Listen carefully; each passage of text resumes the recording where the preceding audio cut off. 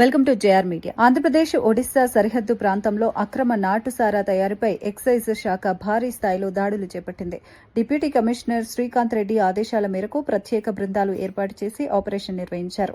Assistant excise సూపరింటెండెంట్లు Kumar, Muralidhar నేతృత్వంలో సీఐలు రమణ, శ్రీనివాస్, మధుకుమార్ ఆధ్వర్యంలో సంయుక్తంగా దాడులు జరిగాయి.